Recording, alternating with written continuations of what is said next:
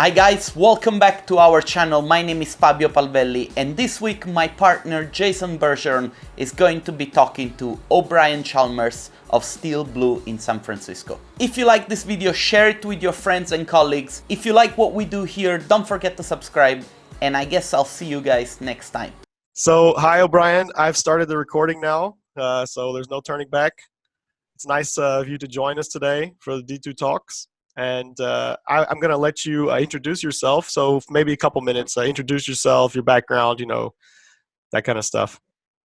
Yeah, sure. Hi, I'm O'Brien Chalmers, the founder of Steelblue. We're a creative agency for architecture and real estate development based in San Francisco. My background is in architecture. I studied and got my master's in architecture at Tulane in New Orleans, Louisiana.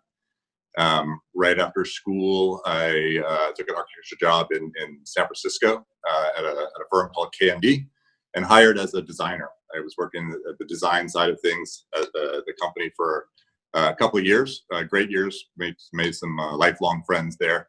But slowly through the time that I was there, my job started to shift from being a designer to being a visualizer. And at that point, I decided I was going to go try and do that, and made a career shift. I started freelancing, got hooked up, right time, right place with a little company called Apple, and started doing renderings for their future idea of what a retail store would be. Okay. So before they had any retail. This was in 2000. Interesting. So before the very first Apple store, making presentation material to go straight to Steve Jobs to decide on what's next. And this was enough of a gig to really sort of grab hold of me and decide that I'm going to make a run at this. And got together with two colleagues that I met at the architecture firm. We started a company. Over the course of 8 years, grew that to a couple hundred people around the world. And then in 2008, as that was winding down and getting acquired, I started Steelblue, sort of with a new vision on sort of what my passion is and how I wanted to work and what I wanted to do. That was in 2008. Been doing that since. 10 years. Then I met you in Venice, and yeah, that's right. We've been trying to get this on the books for a while. Yeah. I'm a husband. I'm a father. I got 2 little boys. It's a little bit about me. Yeah. And now that's amazing. I honestly, even though we met in Venice back then, we didn't really talk that much, like one-on-one. So I didn't really get that background about, where you'd come from. It's interesting you worked for Apple. How did you come about that job? I mean, how did you come into that job? They were just hiring, or you knew someone, or? No, it was through architects, the architects that were working on the prototypical store. I was working with them, and they needed renderings, and sort of that's how that started. Wow, that's interesting. A long time ago. Did you ever get to meet Steve Jobs in person? No, okay. We didn't hang out. we weren't buddies or anything. I thought maybe you gave him some clothing advice, like what kind of jeans to buy or something. I started the turtleneck. Yeah, exactly. No. Yeah, you were wearing turtlenecks, right? And then he started doing it because he thought it was cool. I don't like to take credit for that, so we should just move on. Yeah. And you said you went to Tulane. Wait, are you from? Where are you from originally? South Carolina originally, okay. But New Orleans always sort of been my home. It's more. I call that my home more than South Carolina. I go back regularly. A lot of family there. Okay, it's interesting because my family's from my father's side family is from Louisiana. So yeah, I remember late nights in Venice. We talked crawfish boils and things of that nature. Yeah, that's right. Which was a lot of fun. I know that we did get to hang out a little bit. Jeff and I had that place where we could entertain. Yeah, the big one. Late night, we had a dozen people after the conference show up, and it was sort of very international. I think we have 10 people, but 9 different countries represented. Yeah, it's fun. That's a great thing about the conferences for sure. Yeah, there's always so many different people from different places. So I want to move on a little bit and talk about your company. you said that you started in 2008, but that you had a company before that had grown up to 200 people in different places around the world. What company was that? It's a company called ScreenPoint. ScreenPoint, and it was also a visualization company. Yeah, visualization / technology. Okay. The growth was visualization was helping fund ourselves. The technology was where the growth was going to come into play. We took on investors, and it was a different kind of company by the time it was done. Okay. Yeah, it's interesting that it can change like that. But yeah, I mean that's what happens as things mature. They have to follow different directions or take whichever direction makes the most sense. Okay, so you've been having Steelblue now since 2008.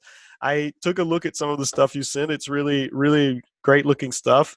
And I noticed that there is a focus, it seems like to me from the work that I saw, that there's a big focus on there's a lot of residential stuff, like apartments. It looks like you're working with developers a lot. Is that something that I see correctly, or? Yeah, our primary clients are developers. We work with architects as well, but most of our work comes from developers. We work across the industries: residential, commercial, entertainment, hospitality, large master plans, sports. There's not one real focus. And one thing that our company does is we work full life cycle, from very early schematic design stages to sort of marketing. Even post buildings being complete, we'll be doing photography or films to sort of replace the rendering assets. So we'll work on engagements for multiple years, because from the very early stages after the building's done. And how does that work exactly? Is this I guess what I mean is, are you coming in on the project at the beginning and it's clear that you're going to be working on it until the end? Like, have you been kind of hired as that consultant who's doing that part of the work, and it's clear that you're going to be working on it the whole time? It's not defined. Okay. They're bite-sized chunks that we get involved with, or we're going to help you get entitled, and then now you got entitled. Great, that was successful. What's your next step? I mean, our primary goal is to sort of figure out what the challenges are for our clients and help find solutions. Sometimes that's rendering, sometimes it's other kind of media, but it's not from the beginning saying you're going to hire us from. Okay. I mean, we should set that up, but it might be a harder sell to say you're not going anywhere for the next 5 years. Yeah, no, I just asked because it sounded like maybe this had happened where you had worked from a clearly defined position from the beginning, that you would be taking part in that to help go through all the different phases. But we get involved at different stages. Yeah, I mean, I think there's some archviz companies that just focus on just the marketing, just those. Right. These are going to be the beautiful glitzy renderings that everybody is passing around on Instagram, and right. There's other stages that we get involved with that are never seen. It's more, sort of the strategical, tactical. Right. Like during the design process or the design development or something like that. Yeah. So I want to kind of step back again, because we kind of talked about, I'm just checking my questions here. But I guess you kind of, where was the point when you were working for the working as an architect? You were working as an architect, right? As a architectural designer. I mean, I didn't have my license, and I know. Yeah, but some people understand the difference between the two. But yeah, as an architect. Yeah, I understand. I mean, you're correct in your terminology, because if you didn't get the license, then you can't call yourself an architect. But you were working as an architectural designer. And what was it that led you to start doing the 3D part and the visualization part? Like, what was the turning point? Yeah, so primarily what I was involved with when I was there as a designer were design competitions, and there was creating renderings was a part of me communicating my design. And there was one particular competition. It was in Sao Paulo, Brazil, and it was this beautiful glass tower that we were designing, and I was super passionate about what we're doing and the design, and I broke out all the stops and animations and renderings and, no sleep for weeks, just busted out. And we won the design competition. It was great. Was really proud of that. But what immediately happened after that is the architecture firm saw me differently, and they saw a different skill set. And I started doing a lot less designing and a lot more presentation and visualization for other directors. And that was a sort of the fundamental shift right there. It was like I could leave this firm and go to another firm and start designing again. Yeah. Or Yeah. If I'm going to try architectural visualization, then I'm going to go do it in a different environment and not at the architecture firm. I was at the firm to design, and I was no longer designing. So that was I think the pivoting point there. And that's why you guys went off and said, okay, if we, we're going to do this, we might as well go all in and do it as a company separately. Yeah. And it was also in San Francisco Bay Area in 99, 2000, which was the .com boom. And so surrounded by a lot of technology companies that were doing a lot of amazing things. And there was influences there that made me want to go get involved and do something different. And when I sit around with my friends back in the day, they were all early at Yahoo or GoDaddy or Google or whatever the companies were at the time. And there was a fascination on that. Okay, I see. That's interesting. Yeah, I guess the place you are in, being in San Francisco would make your environment can kind of change how you look at things a little bit. And if you're surrounded with that kind of stuff, then it makes sense that you could look at it that way. Yeah, but I mean, the roots always were in architecture and the former company and Steelblue. It's always been in how do we service the architectural world and the design community. Right, that makes sense. Yeah. So what would you say is something that makes your company different than other companies? Sort of could attribute the company's success to first and foremost team. I mean, that's the people. I would say that's my favorite part of the job too. Is just the people I get to work with. Number two is probably team, and then it's very important.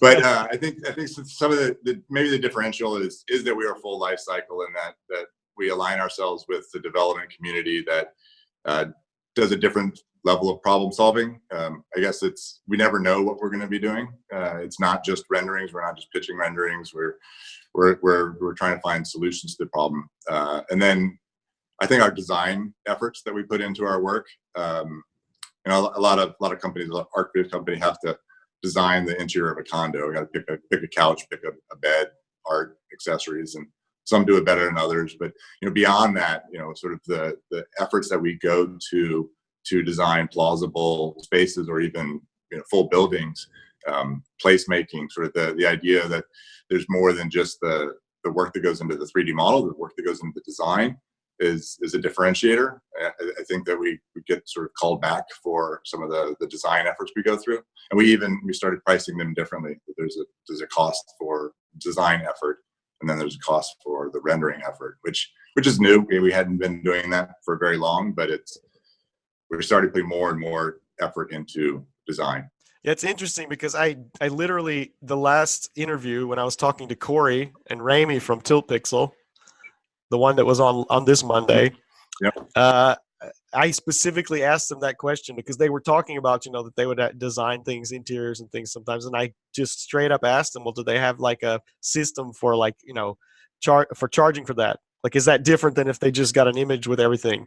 And they said, yeah, of course we charge by the time. But, I think it's a mistake some artists make or some companies make, that they don't charge enough for that extra design work, because it's not like a simple thing necessarily to make something good. Something good. And there's no concrete information. We're saying you're going to execute on this. Here is A, B, and C.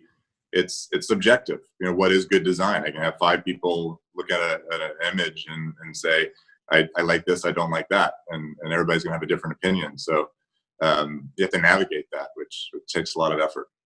Well, I think it also boils down to sometimes as well. It's like that meme that was floating around sometimes, which says, something like, I do the work.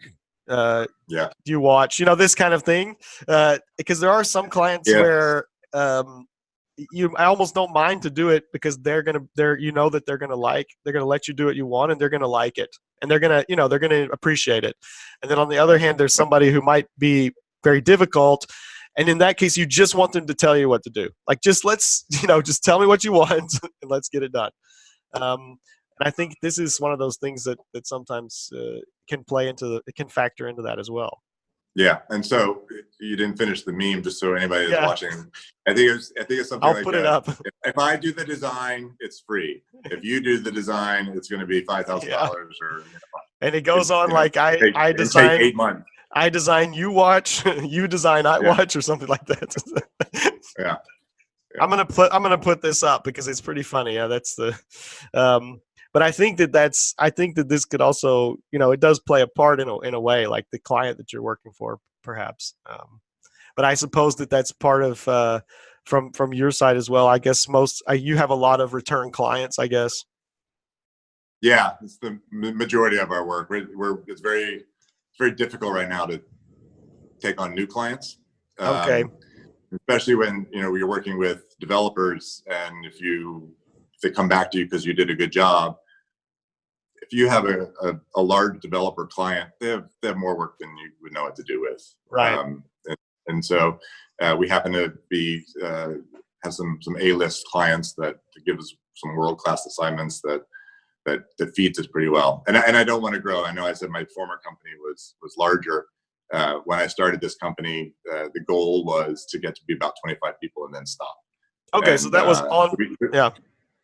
Yeah. I think it was the lessons learned, things I wanted to do, things I didn't want to do, where I felt like we could still be very creative and nimble and less hierarchy and meetings for meetings. And so I think that we got to this size a few years ago and tapered off and sort of stabilized, and it just means we have to say no to even our existing clients, much less take on new clients. Yeah, that's interesting. But that's why I asked, because I know that if you are working with people quite a lot, then it's actually very good, because then you have an understanding and things can go probably a little bit smoother than in the case of having new clients all the time or something. Yeah, there's the trust both ways. They can trust us, we're going to get it done. We can trust them that it's going to be a good relationship. Yeah, and you said just now that it's about 25 people. Yeah, fluctuates right around there. Yeah, and you found this is a good number to do the work that needs to be done. Yeah. I think that I'm always tempted to sort of the what if. Yeah. I set this goal a long time ago, and it was even at a conference with in Miami, probably 7-8 years ago, with the studio heads of D-Box and Neoscape and Uniform and Flood Slicer and Factory 15, like all these amazing studios. We all got together and just talking about the industry, and someone had asked me, say, you can't stop at 25. You're not going to be able to. You're not going to know what's next. You just keep going. And it was a real objective to hold to that. And I think it's a good number. Yeah. I mean, no, I think larger companies are a great number too. Just for our culture, me personally, sort of what I want to do. Every time I want to hire somebody, I think it's going to solve something, and it creates something else. Right. I don't think there's a right or wrong answer. Yeah. I think there's pros and cons to both, and I see incredible work coming from large studios. I see incredible work coming from small studios, even individuals. So it's just happens to be the sort of our personal preference. Yeah. No, I think it's good. It's actually great that that you wanted to do it that way. It's showing that you had a sense of the identity that you wanted to create there. So when did you start working in the architecture firm? 98. In 98. Okay. So you had your own companies through the recession. So you started Steelblue like right after it, right? Like during it. Started Steelblue in 2008, right when the financial crisis was taken the world by storm. And the first one, did you like in 2000? Yeah, started in 2000, right after the sort of the .com internet sort of fell apart. And so both times were sort of right at the cusp of, actually, I think we started the first company, and I started this company after the financial challenges happened, the economy. The first company, yeah. Yeah, it was Yeah, after, both. yeah. I saw both. So in Steelblue in 2008 was after it was the aftermath. Financial crisis had already happened. Right.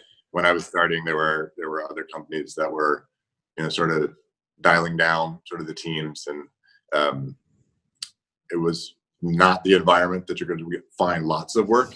Yeah, right. Fortunately, I had some plans in place that worked out.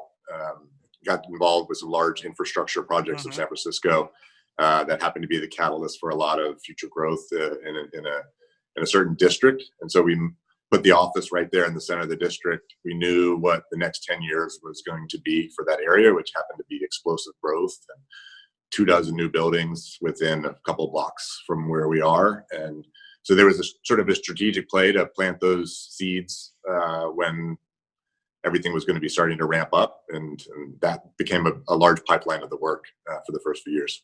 Okay, yeah, that sounds good. I just asked because I know that that's something that, a lot of people, for instance, even us with the conference, I mean, I've been through them because I lived in New York for the first in 2000 when that crash happened, and there was quite an effect. I worked also as an architect at the time, and it was pretty crazy. I mean, it wasn't great. Yeah, it wasn't a great time.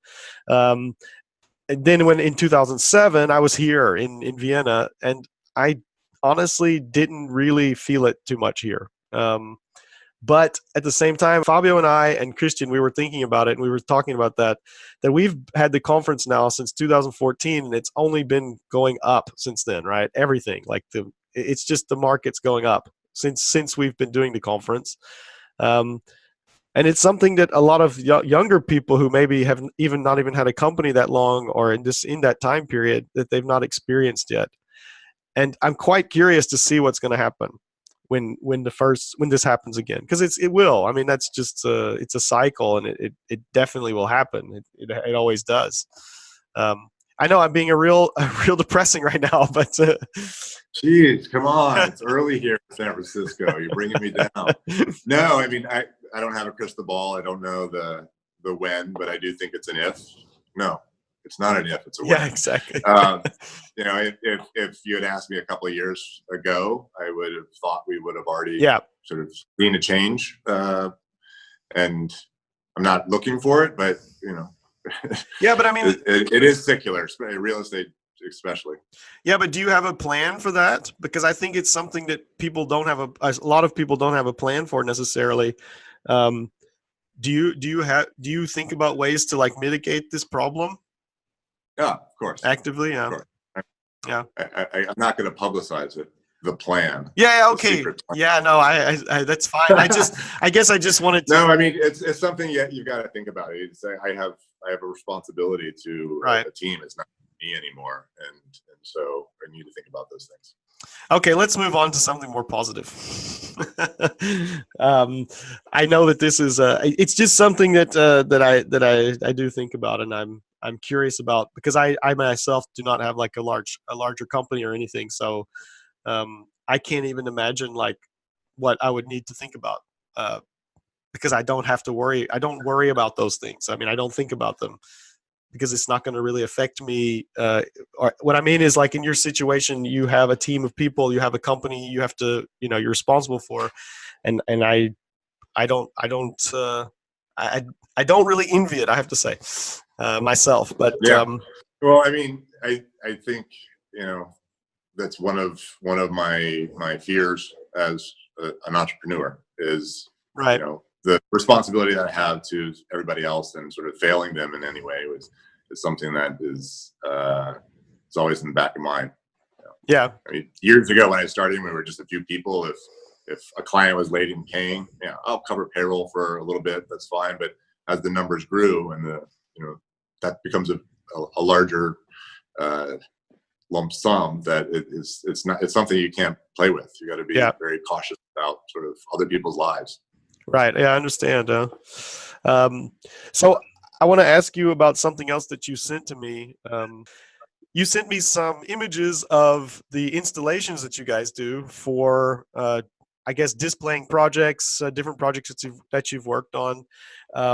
And I guess this is covering from residential also to infrastructural projects. But what I found very interesting is that it seems that you guys actually designed this stuff, like how you designed the installation, how it's going to work in the room, and so on. Can you tell me a little bit about that?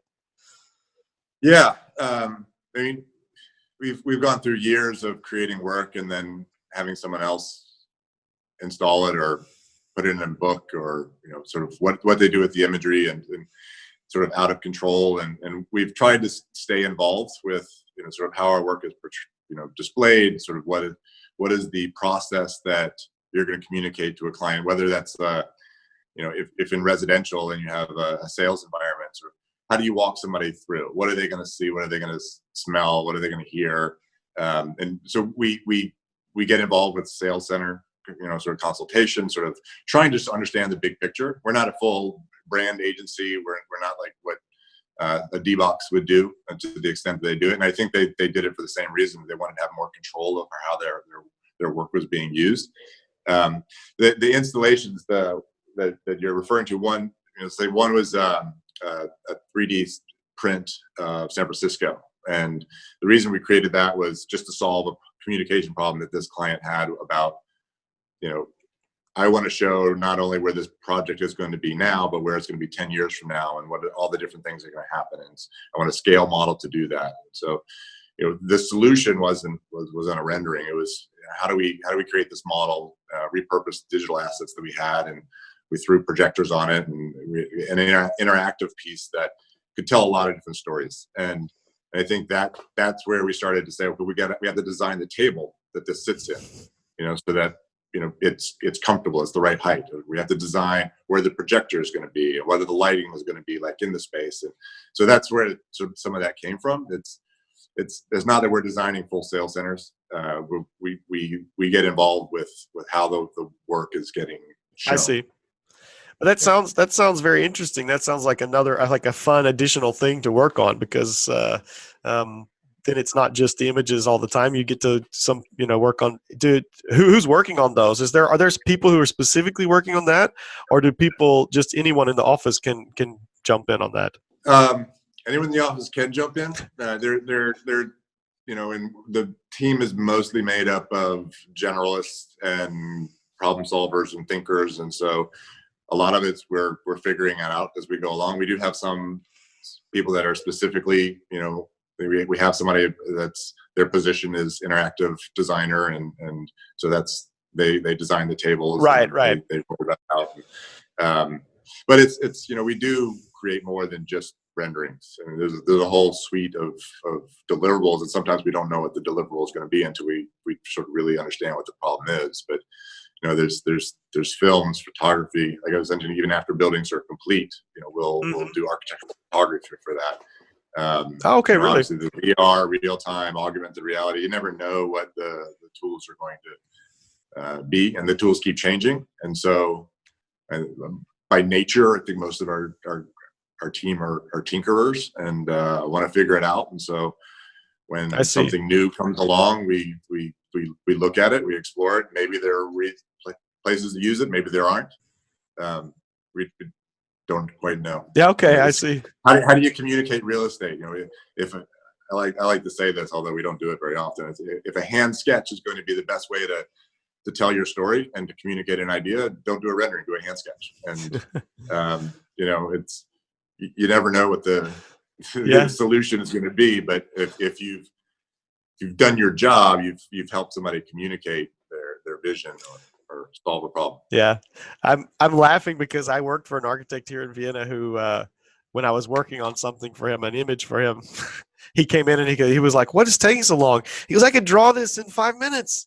I could just draw it." And I was like, and I actually said, I was like, "Well, then just draw it, because maybe it's better anyway." And we actually, it happened a couple of times where And so in the end, we didn't do renderings on some things. We would just be like, yeah, let's just draw you should draw something, the architect himself, and we use that. So yeah, it's absolutely true, and it makes sense. You don't want to force something that might not be the best possible result for something. Yeah, we get calls, and the other in the line is like, "Hi, I'm client X. I need a VR." Like, you need a what? Why? What are you trying to do? What do you want to accomplish? And so we usually have to pump the brakes a little bit, and try and figure it out. What are we going to do?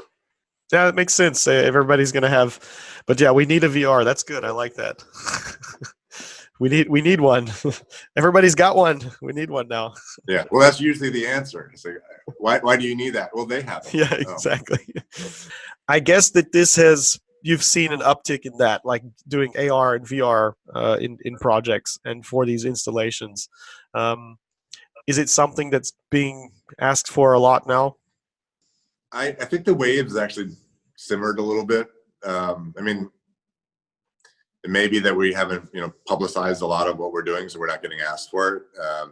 But there was a heightened sense of, I need a VR queries for a while, but we don't hear about it as much. I think there's died down a little. I think there's still great ways to use it, great executions that are being done.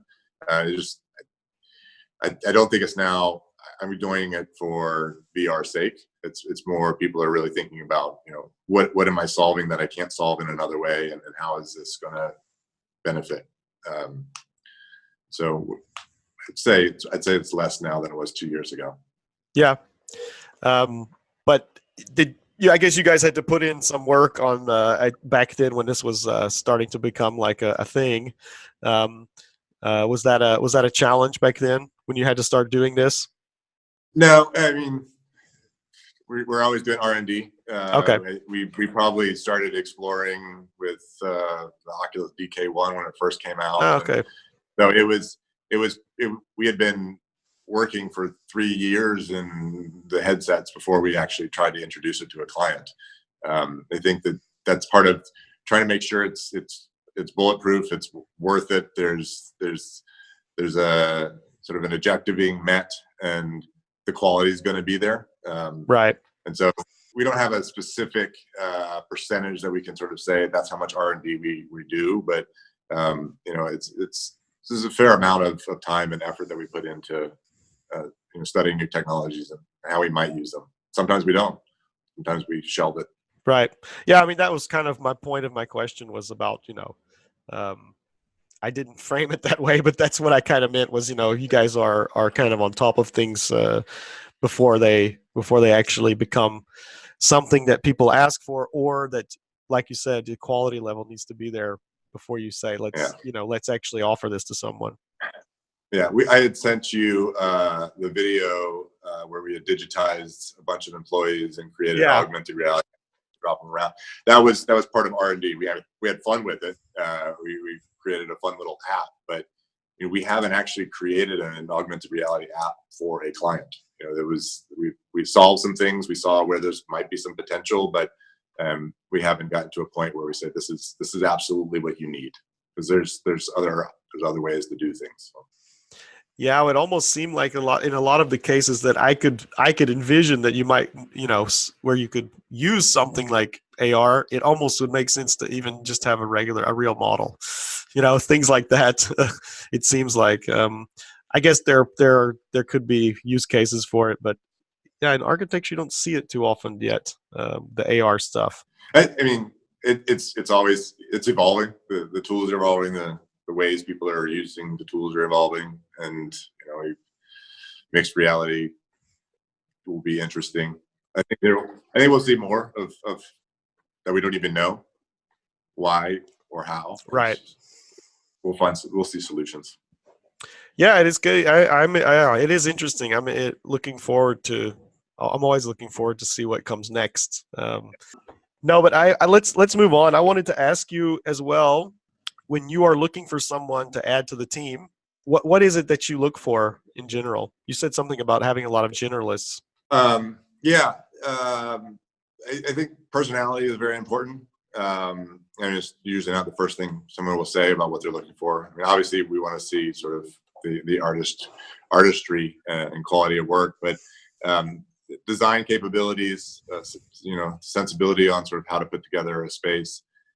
Communication skills are extremely important, not just sort of how to communicate through renderings, but actually communicate to clients.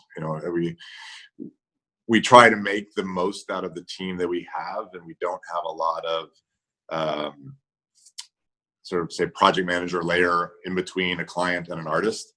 We find that a client and the artist working together, there's no lost communication.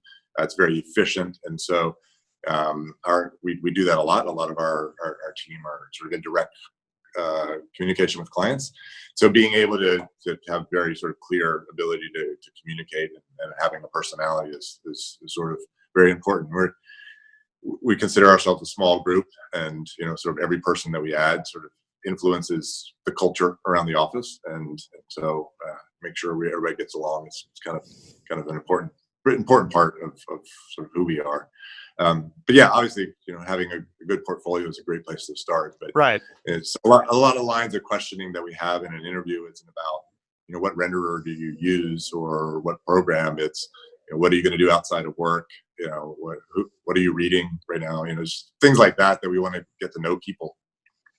Right. No, that sounds really good. And I think, I mean, I actually have heard that a lot. That's not unusual to hear, because you are looking for someone to fit into the team, who can work with other people. That's really important. Because, a lot of people can make great work, but they can't all work with people well. This is just a reality. But it's interesting because I think there are people who watch these videos who are maybe do not have a lot of experience in the field, and so these kind of things are I think very educational for people who would be preparing to look for work or something like that.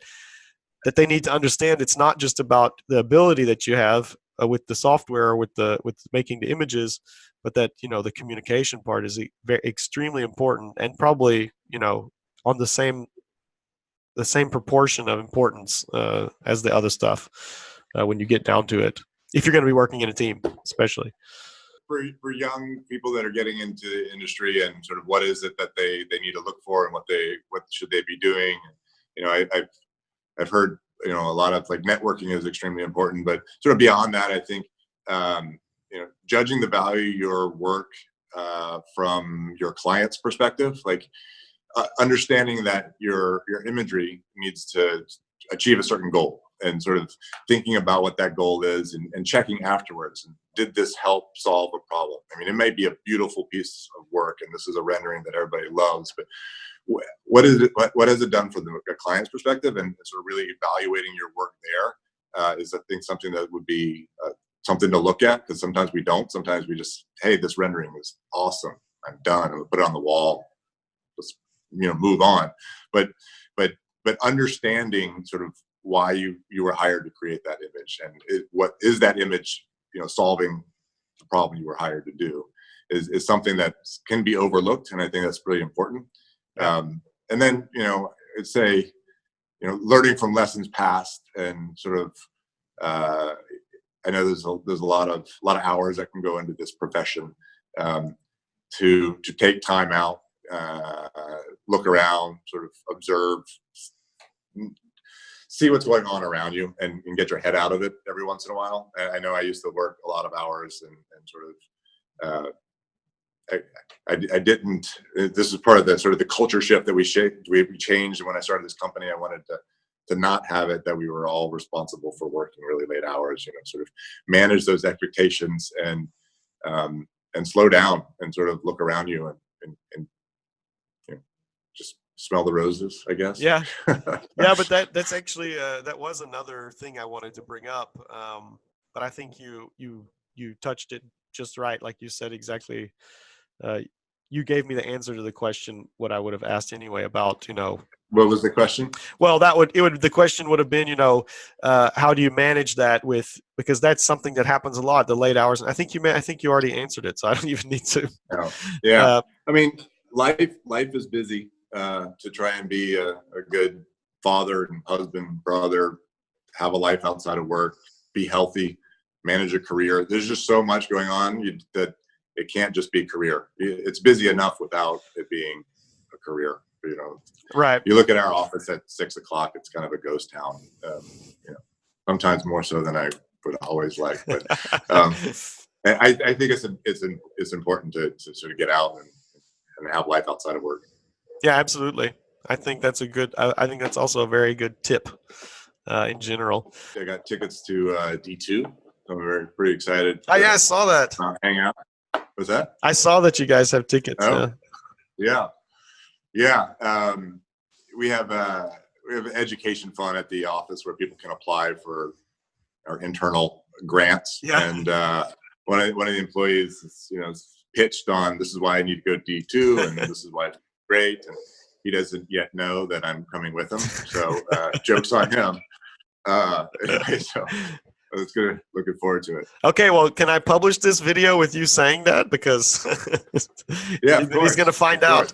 I was going to plug it like after every question, but your coughing just kept throwing me for a loop. Yeah, so. Yeah. But anyway, I want to say again, thank you, so much for taking the time to do this interview with us. Because we're just hoping to always, just have interesting talks with different people in the industry. And yeah, it's been great. And I would look forward to seeing you at the D2. It's going to be great this year. See you there. All right. So thanks again. All right. Bye. Thanks.